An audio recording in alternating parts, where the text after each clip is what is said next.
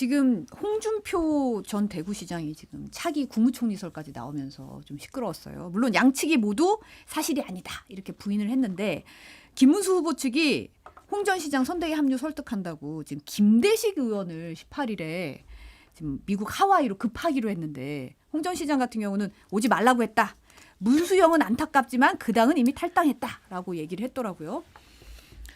김문수 후보가 조금 전에도 제가 그 대차게 비판을 했지만 진짜 감이 많이 떨어졌다라고. 지금 본인이 이 선거에 어찌됐든 지금 2등으로 달리고 있지만 주인공이 돼야 되는데 홍준표를 지금 주인공으로 만들고 있는 상황이에요.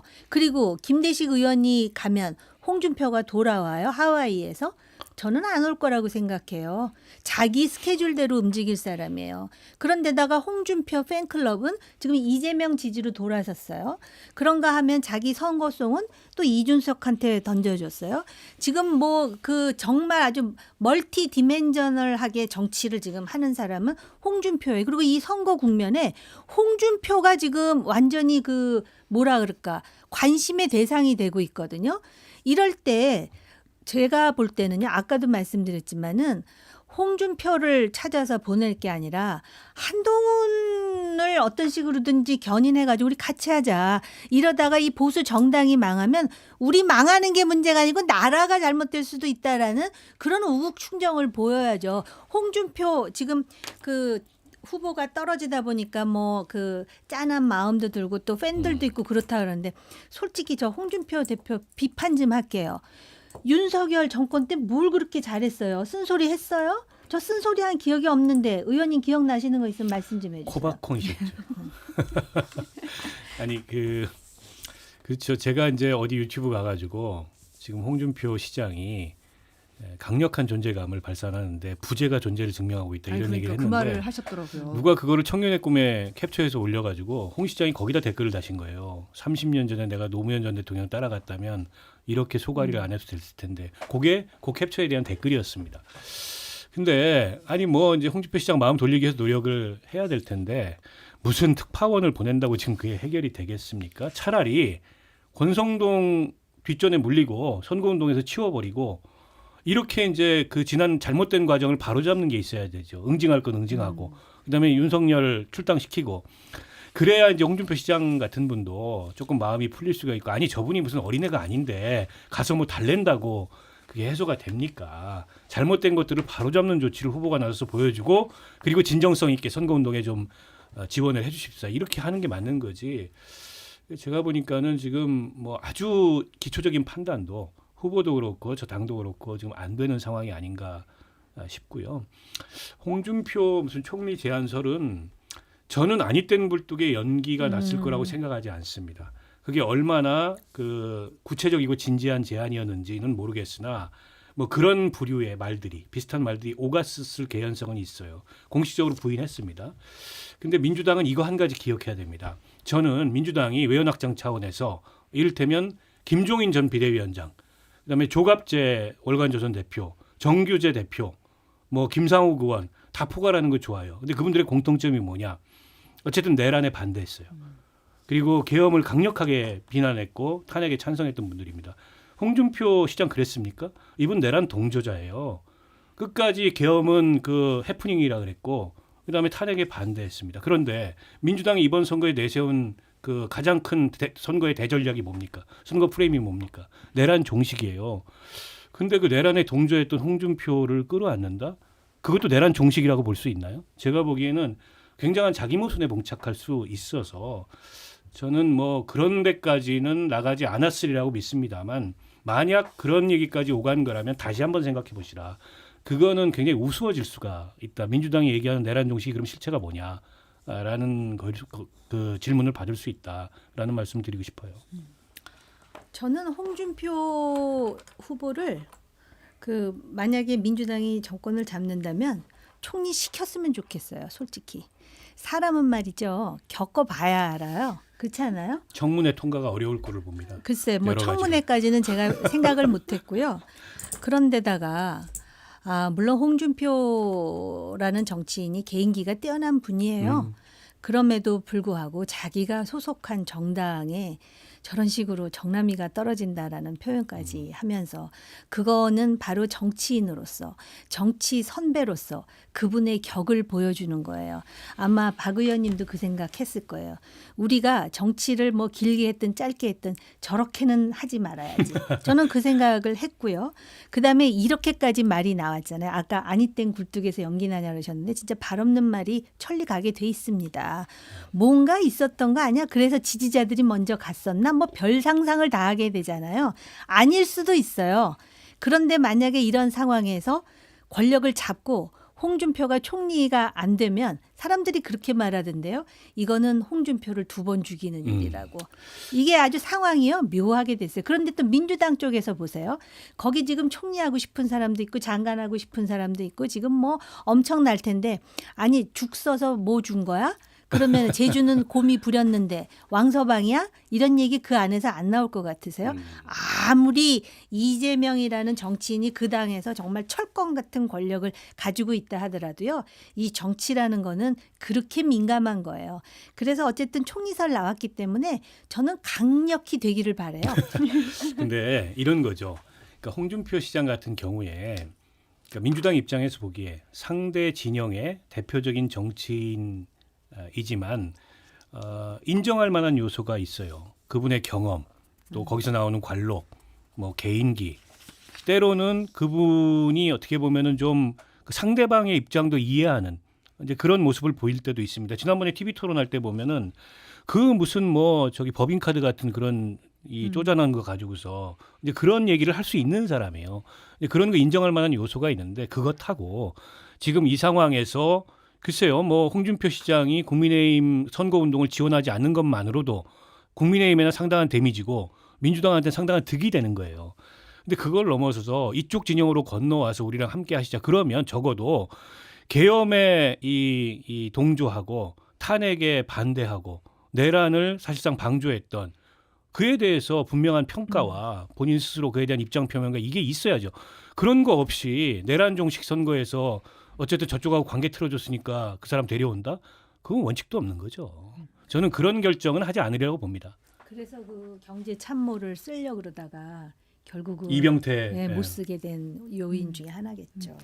지금 이재명 후보 같은 경우는 5.18까지 3박 4일간 호남 집중 유세에 돌입을 했습니다. 오늘 전남 익산의 유세 현장에 그 국민의힘 탈당한 뒤 이재명 후보 지지 선언한 김상욱 의원이 유세차에 타서 이제 이재명 후보를 향해서 참된 보수주의자이면서도 참된 진보주의자다. 이 후보가 대통령이 됐는데 최선을 다하겠다. 이러면서 이제 서로 포옹을 하고 이런 모습을 보여줬고, 전북 익산이죠. 제가 잘못 얘기했네요. 전북 익산. 예, 잘못 얘기. 전북 익산의 유세 현장에서 이렇게 서로 유세차에 올려서 지지 연설하는 모습을 보여줬고, 이 후보가 다음 정부의 이름 후보로 국민주권 정부를 제안하면서 국민 통합을 강조했더라고요. 이런 모습이 이제 사실은 이제 홍준표 전 시장을 향해서 이런 얘기가 나왔다는 것도 이런 하나의 움직임에서 좀 나온 얘기 같은데 어떻게 보세요? 그러니까 이제 최근 한 며칠간 선거운동 시작하자마자 모습을 보면 하루하루 더 그게 뚜렷해지고 있는데 이재명 후보나 민주당 쪽에서는 좋은 일만 생기고 있어요. 이제 국민의힘은 계속 무너지는 일만 지금 생기고 있는 겁니다.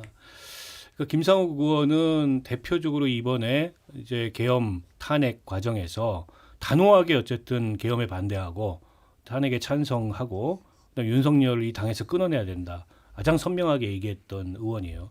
근데 이제 김상욱 의원한테 국민의힘 내부에서 나가라 그랬잖아요. 그리고 뭐 김상욱 의원 뭐 울산시당 위원장 하던 것도 못하게 했고, 그리고 권성동 원내대표가 직접 찾아가가지고 나가라 이런 게 방송에서 나왔지 않습니까? 아니 그 당에 있을 수가 없죠. 상식적인 생각을 가져도 저 당에 있기가 어려운데 저렇게까지 이제 핍박을 받는데 충분히 저는 명분 있는 그 탈당이고 명분 있는 지지 선언이고 아직 입당은 안 했지만 이렇게 되면 이제 곧 입당하겠죠. 그럼 민주당 입장에서 상당한 외연 확장을 하는 거예요. 게다가 젊은 의원이잖아요. 그리고 국민의힘 입장에서는 뭐 그런 사람들 다 내치고 그러면 진짜 뭐 이 찐윤들 내지는 강성 그 태극기 우파들 모여가지고 그런 정당은 절대 수권하는 정당이 될 수가 없습니다. 그냥 극우 정당 되는 거죠. 그게 이제 극명하게 지금 대비가 되고 있어요. 그러니까 이게 아직은 이제 공식 선거 운동이 시작된 지 얼마 안 됐기 때문에 썩어도 준치라고 국민의힘의 전통적 지지층은 35% 정도 선에서 김문수 후보 지지율이 나오지만 지금 이 상태로 계속 가잖아요. 김문수 후보는 계속 주저앉고 그다음에 이 이재명 대세로는 더 커져서 진짜 역대급 이 격차로 대선에서 대패할 거예요. 그러니까 선거 결과는 이미 정해져 있고 어느 정도 차이로 지느냐, 저 정당이 선거위에 회생 가능성이 있느냐 이런 것들만 남아 있는데 이대로 간다면 정말 이 풍비박산 4분 5열 회생 가능성 없는 이제 그런 결말을 맺게 될 거다. 근데 그걸 조금이라도 만회하려면 아니 윤석열 끊어내는 일 하나 그렇게 어렵습니까? 그거 하나 못하면서 무슨 선거운동을 하고 국민들한테 표를 달라고 할 수 있겠어요.